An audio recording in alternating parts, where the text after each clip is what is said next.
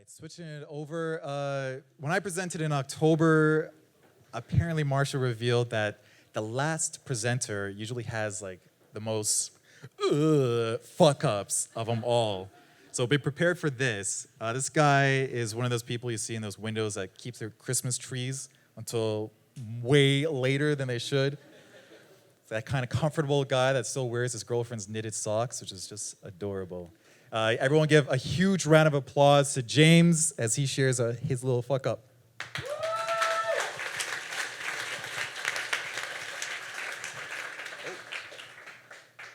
All right, hey guys. So yeah, I'm really excited to be here and excited to share about my big fuck up with all of you. And it starts out, I've been an entrepreneur, been running my own business ever since I was 17 years old. And when I started with a painting company, and I've always been in the service industries. And so I had this brilliant idea that if I get into a product business, then I don't have to deal with customers anymore. So I don't have to deal with all these like clients being upset about stuff. All I have to do is just ship them something, and then they're just done with it, and I get their money, and there's no way this could fail. And I was thinking to myself, what better product to launch? What should I launch if I'm going to do a product business? And I thought, well, I really love watches. I've always collected watches, and this particular watch was one that I just really loved at the time. And I thought, there's a real opportunity for me to go and create a watch that's really high quality and going to be durable and look really awesome, but also be really affordable. So with pretty much just that to go off of, not the kind of planning that the other people have spoken about, I just went and launched. And I did this under the context of a mentor of mine who had told me, he gave me a really great piece of advice that I think if applied properly is really valuable. He said, any business that you want to start, anything big that you want to accomplish, give yourself 2 weeks to make massive progress. And if you don't make massive progress in those first 2 weeks, then quit, give up, never touch it again. He said that, so it really is a great way to ensure that you actually take action and you take it seriously, and it gives you 26 at-bats throughout a year. So I figured, let's get started, and within 2 weeks, I had hired a company here in Toronto to start designing my watches, and I had found a number of manufacturers overseas that I was starting to interview. I had built an initial little website, I had a whole bunch of progress made, and I was off to the races. About a month or two after that, I had my watches completely designed, and I had a manufacturer overseas picked out, and I had sent the designs over to him for him to start making prototypes. And so I had this lineup of watches, I'm really excited, and once the manufacturer sends me the prototypes, I decide that I'm going to launch a Kickstarter campaign, because the manufacturer would only manufacture my watches if I ordered a minimum order quantity of 500 watches. And so to do that, I needed $20,000, and I didn't have the money to fund this myself, so I launched a Kickstarter campaign. And 30 days into my Kickstarter campaign, the goal was $20,000, and I had raised $21,000, so I hit my goal. But not actually. That's the one little caveat there, is that this is the first fuck up, was that what actually had happened was after about 28 days into the campaign, I realized that we were only at about $18,500, and we weren't actually going to hit our funding goal. And I thought to myself, well, shit. If we're 28 days in and we've got $18,000 in sales, that's pretty good sales numbers. So, and there's clearly a validation there in the market, so I don't really need all $20,000. So I actually went, I pledged the last $1,500 to get it to reach its funding goal. So I did this because I didn't want to have to redo all the work that I put into running the campaign. It's a lot of work to do all this marketing and figure everything out. And I thought, I really want to make this happen now. So, you got to take risks to get rewards is what I learned. And so I put the money in and went ahead and funded the rest of the campaign. And so that was a really big fuck up. And after that, there was a whole bunch more fuck ups that followed. So I thought to myself after the campaign was done, well, I've got to keep selling watches. And so number one, I'm going to need a website. Now, I didn't want to go with something like Shopify, because that would just be too easy. It'd be like everything else. And I knew that if I was going to sell these watches, I needed it to be on like a beautiful website. It had to be world class. So I started looking for website design companies, because naturally I have no idea how to design a website. And I think, well, something of quality is going to cost a lot of money. So I found a firm that was willing to take $10,000 from me to design a website for me. And I hired them, and I gave them $10,000 to go design this website, and that was just money that I had in my own pocket. At the time, I had a little bit of too much money syndrome and just a lot of stupidity, and I just gave them this money to start designing this website. And then I thought to myself, well, if in 28 days I sold $18,000 in watches, then probably in the next month I'm going to sell at least $5,000 more of the watches through my website. And so because of the lead time on manufacturing, it takes 3 to 4 months to get an order fulfilled and get it over to North America. Well, I'm actually going to run out of inventory. So I should place another order for 500 more watches right now. You can start to see where my haste and my excitement is starting to get the better of me. And so I put the deposit down on a $20,000 order. I paid $5,000. And then I started fulfilling the orders that I'd already gotten through the Kickstarter campaign. And that's the point when I said, okay, well, now the website's up. And I didn't know the extent to which the people I had hired had done an absolutely awful job. It turns out I should have used Shopify. The payment gateway that they set up, yeah, shout out to Shopify. Wish I had used you guys. It turns out the payment gateway they set up was prone to fraud, and a lot of fraud. And it was hooked up directly to my fulfillment center, so when someone ordered a watch, it automatically shipped it out to them. I thought that was the coolest thing. And it's great unless you don't have proper credit card verification, so that then someone enters a fake credit card and they get watches, and I get no money. So I learned that the hard way. But I didn't learn that until after I had given this firm another $7,000 to go and market the watches. Because I thought, well, I've got to market and get people to my website. So I've got to spend money to make money, right? So I'm going to market, and I'm going to get people driven to this website so that they can start buying watches. And all in, I actually ended up paying them $12,000 in marketing. And by the time I fired that company and took it over for myself, after about 2 hours of spending time on Google going how to market on Facebook, that was the extent of the knowledge that I had, I managed to improve the results they had gotten by 400%. They weren't doing the greatest job. So this is my beautiful website now. That's what exists at pursuitbrand.com. Looked that up the other day, and it was a little bit of a heart-wrenching thing to actually, I hadn't actually seen that. But it's for sale, and I can tell you it's certainly not worth $2,000. So naturally, I took off to Thailand, because at this point, I'm in debt. And my manufacturer, by the way, I still owe him $15,000. So I thought, I really have to run away from this problem, because I'm out of money. And so I spent a couple months dodging all of his emails, and he was in Guangdong, China. And I dodged his emails, and I thought, well, I'm in debt already, so I might, I found a plane ticket to Thailand that was only a couple $100. I had that room on my credit card, so I figured, why not go? Here I am running away from my problems in Thailand, and I'm walking up to get a massage because massages there are really cheap, and I'm very stressed. And it's at that point that I get a call from China, and I'm in Asia, so I think, okay, I'll answer the call. And who is it but Johnson, my manufacturer?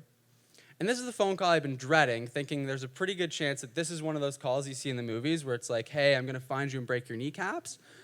And it actually turned into a 30-minute inspirational speech that Johnson gave me after I told him that I wasn't actually going to be able to pay him back.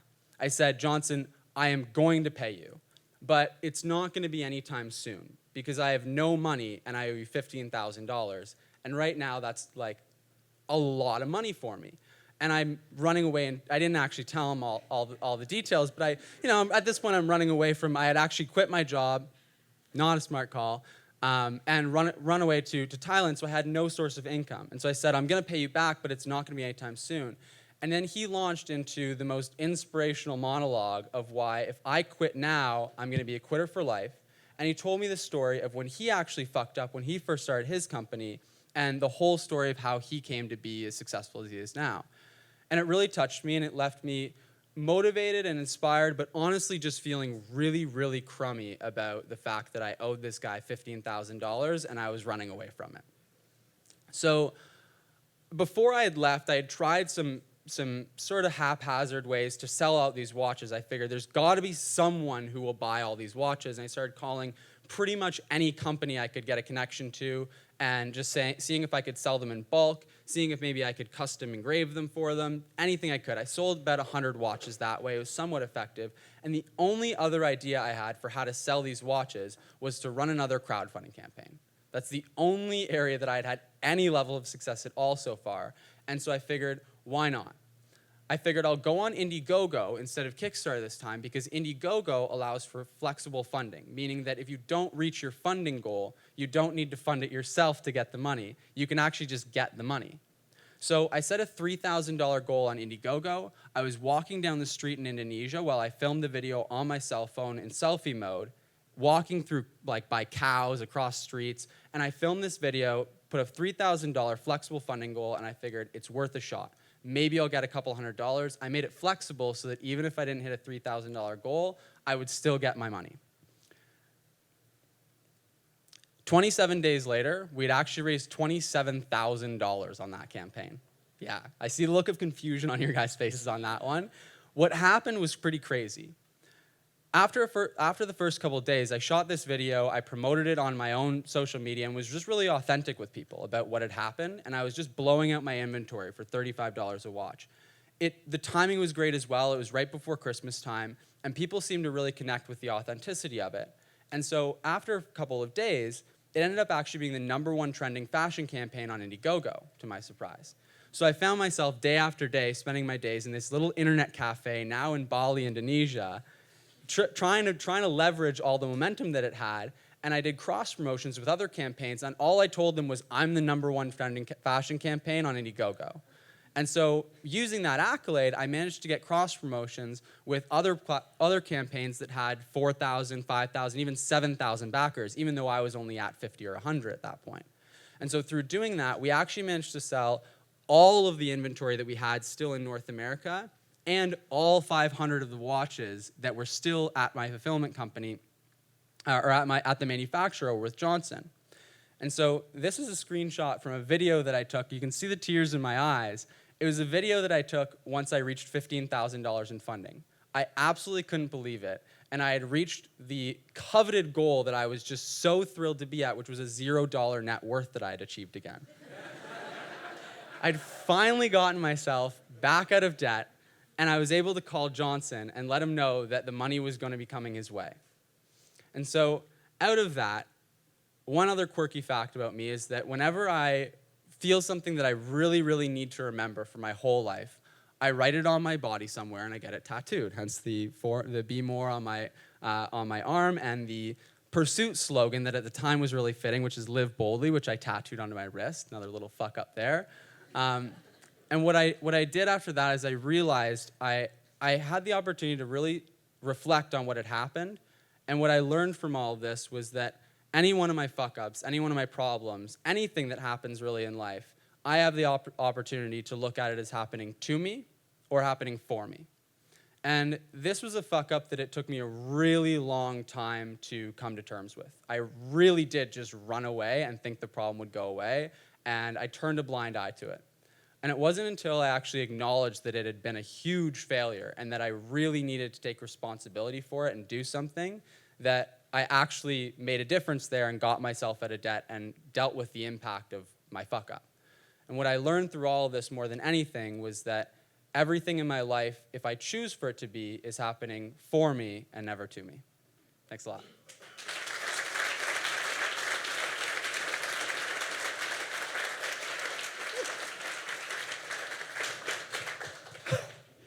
I'll be completely honest, there's a little point of that speech I'm like, this motherfucker, how did he make all that money back? But thank you so much for sharing that story, thank God that you're able to view this amazing turn of events as a benefit that you could appreciate and not just another guy that's like, yeah, all right. At this point, some really, really amazing questions should be out there for you. Any questions here for James to start us off?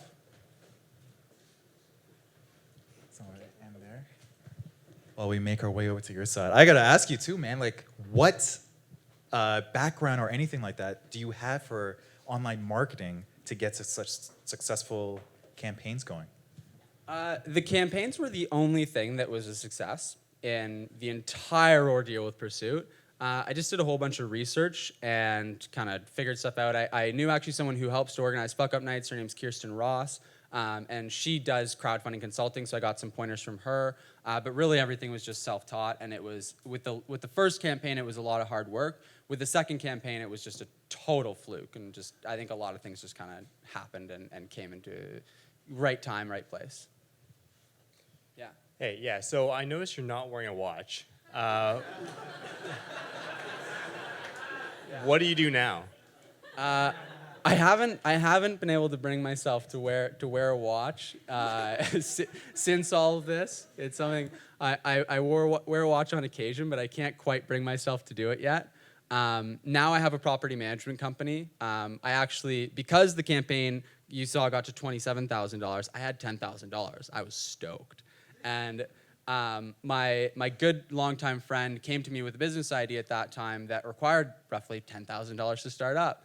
I actually took a couple of months to plan that one and really explore the opportunity, which was a really great idea, not just jump right into it.